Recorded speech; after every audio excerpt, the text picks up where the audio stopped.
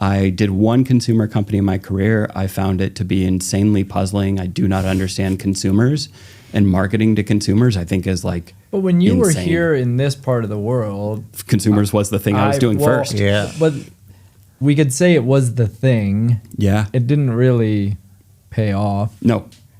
And most B2B people were like possibly laughed out of the room. It was hard to raise money I was like, because they're like, ooh, B2B. Like, but Yeah. that's just some of the stuff. I'd love to just, but like well, to there's your no point, one question here. No, it's no. more of like, you've seen both ends. Yeah, And- yeah.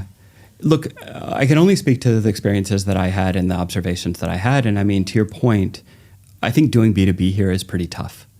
Better now than before, though? I mean, I know you're not I don't here know. now. Yeah. But, I mean, ask Jeremy and Morley at Tin Man and see what they say, right? Like they've placed big bets on B2B being and becoming they're a thing one here. of many, I think.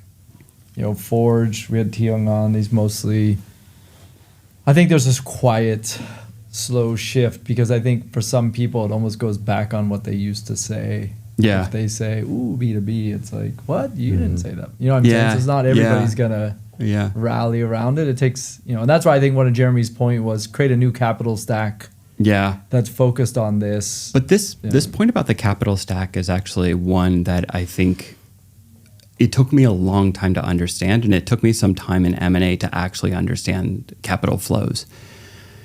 So you have to zoom out and really look at from the macro view to try to understand this. And like I said, it took me a while to get this.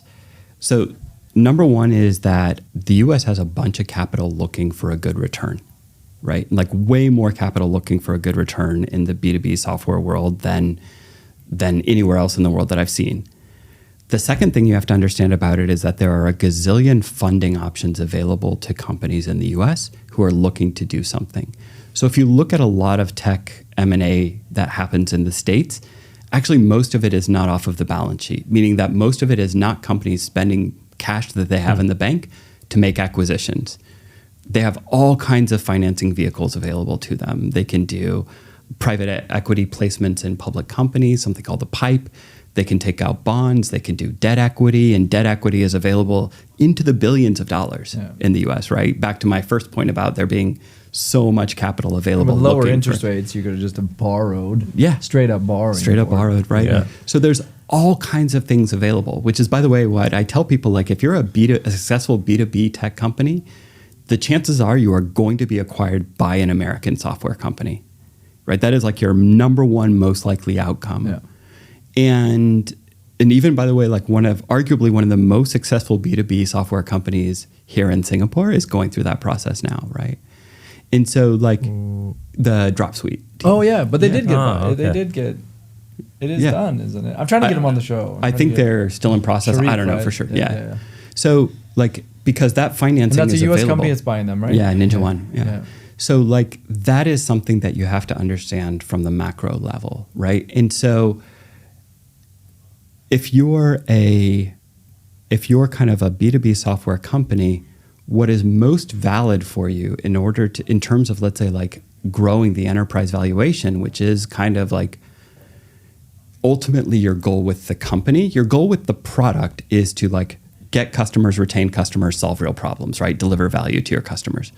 But your goal with the company is to increase enterprise value. And so understanding that macro kind of capital construct, I think is really important. And by the way, you see it with companies everywhere around the world. Like look at the cyber companies coming out of Israel. One of the very first things that happens is like solution gets designed, solution gets built by people. Jumping to the US. Bingo. And whether it's like New York or California or Boston. And even Austin, wherever. Raising funds Yeah. pre-product market fit Yeah. is par for the course. Correct me if I'm wrong. Even in the U.S. a little bit. Oh, like especially around in the U.S. here. If I look at the level of traction that we had when we raised our seed round In the U.S. in the US. Yeah. With FireTail, you mean? With FireTail. Okay. Yeah. I think that would have been like impossible here. And it was pre-product market fit. It was pre-product. Pre-product. It Yeah. was what? Pre-product. Slides, Slides, people, design partners. prototype code.